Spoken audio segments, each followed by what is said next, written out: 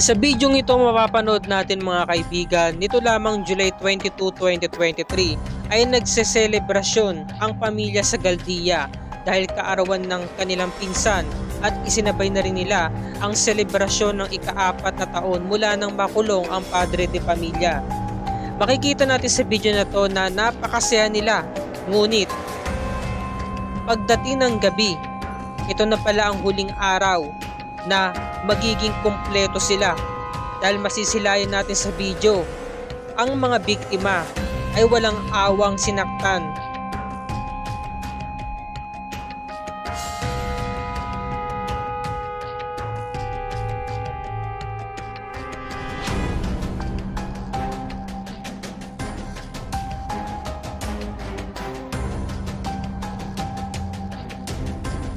Mula sa Sogod, Southern Leyte ay humingi ng tulong ang magkakapatid mula sa programang Kapuso Mo Jessica Soho dahil nga naulila silang 5 magkakapatid dahil yumao ang kanilang mga magulang at wala itong awa na winalangya ng isang kilala nilang tao na naging parte ng kanilang buhay sa loob ng 4 na taon.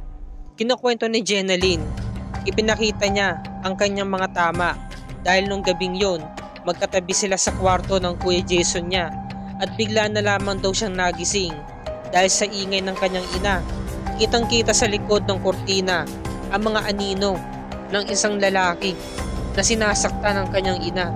Kaya bigla na lamang doon niyang ginising ang Kuya Jason niya, ngunit hindi ito nagising dahil sa kasarapan ng pagkakatulog. Bigla siyang bumangon upang kaharapin ang lalaki na nanakit sa kanyang ina. Siya ay nanlaban, ngunit nung nakuha niya ang patalim nito ay bigla siya agad na tumalikod at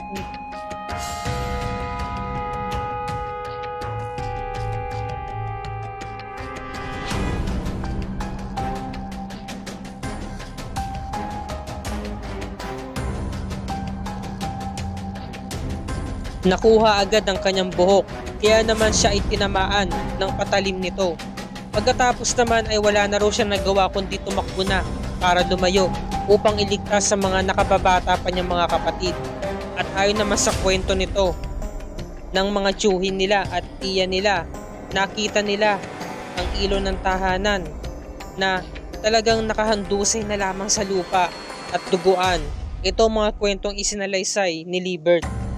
At ayon naman sa kwento ni Jason, tulog na tulog daw siya noon.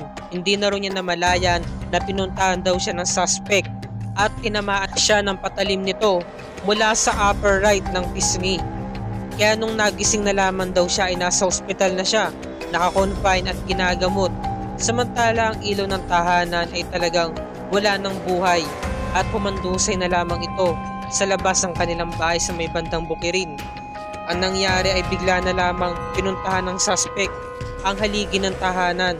Ang kanilang ama ay halos 1 linggong na-confine sa ospital at di umano'y kalaunan ay nawalan na rin ito ng buhay. Kaya umiiyak ang mga magkakapatid na si Jenaline at si Jason habang ini-interview ay hindi na nila naiwasan na maging emosyonal at sinasabi ni Jenaline na wala na silang mga magulang. Papaano pa kaya sila? Inaalala niya ang mga alaala ng mga masasaya nilang pag-asama noon na dati magkakasama sila pero ngayon hindi na nila magagawa ng kumpleto.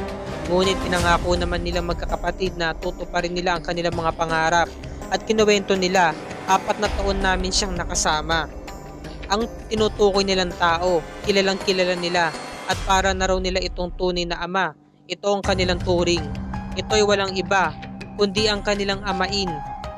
Ito ang suspect na gumawa ng karumal-dumal sa kanila at ito ay nagngangalang si Berto.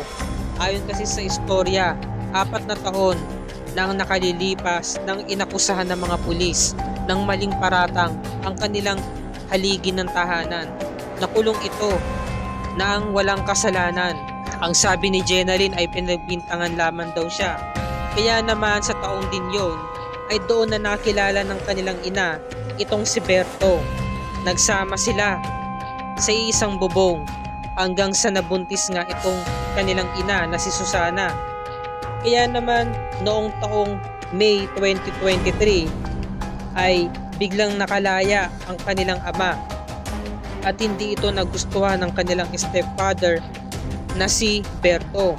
Nagiselos ito, talagang naging masama ang loob at naging iba ang inaasal nito.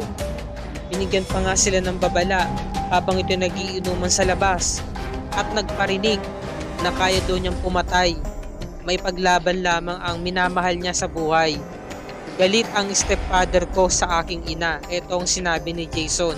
Dahil nga sa nakita niya na iniwan siya ni Susana at sumama muli sa dati nitong asawa. Kaya ito ang mitya ng karumal-dumal na ginawa sa kanila. Mag-iihaw siya ng baboy na lalaki. Ito ang sinabi ng Joanne. Mag-aalay daw ng manok at kung ano-ano mga hayop. Kumbaga ay parang nabaliw na ang isipan nito ni Berto. At ayon pa kay Tia Ging, sa tuwing gabi raw ay laging nagmamasid itong si Berto sa kanilang bahay. Laging sinisipat ang loob ng bahay dahil nakabukas ang kanilang bintana. Lagi doon niya itong minamanmanan kung magkatabi ba raw lagi ang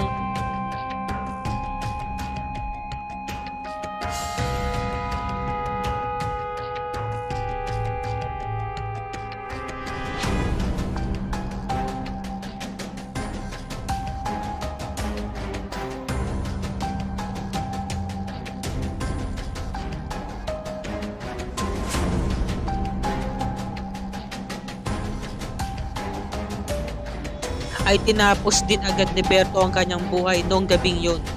Ayon naman sa opisyal ng barangay, nasa 500 meters daw ang layo ng bawat bahay. Kaya napakadelikado talaga. Maski pagsigaw ay mahirap marinig ng mga kapitbahay. Sa ngayon ay tumutuloy ang mga magkakapatid sa kanilang mga tiyahin at ito ang mga nag-aalaga sa kanila. Samantala, napagdesisyonan ni Tio Libert na gibain ng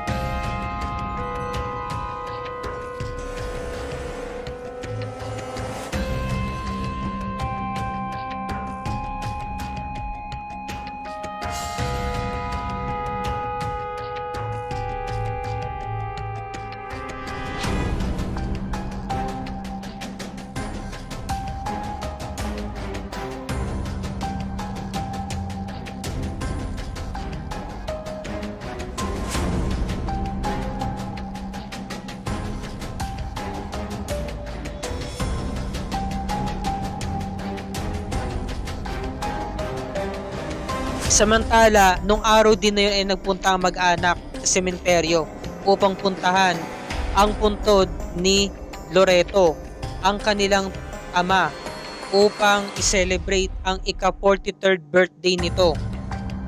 Nagsama-sama ang mga magkakapatid, bakas sa kanilang muka ang labis na pagkalungkot at saya at ipinangako nila na ipagpapatuloy nila ang kanilang buhay ng magkakasama at mas lalo pa nilang palalakasin ang kanilang loob. Sa ngayon ay panatag na ang kanilang isipan dahil wala nang mananakit sa kanila dahil ang gumawa nito sa kanilang pamilya ay wala na rin. Sa ngayon ay sinasariwa pa rin nila ang mga nangyari sa kanilang mga magulang. Habang sila ay ini-interview ay umiiyak pa rin sila at nagbibigay ng mga mensahe para sa kanilang mga magulang. Hinihiling ni Jenaline na kahit saan sila ay naroroon ay gabayan sila ng kanilang mga magulang. At dito na po nagtatapos ang episode na ito mga kapuso. Maraming salamat sa inyong panonood. Sa mga nais tumulong sa pamilya Sagaldia, narito ang ilan sa mga impormasyon.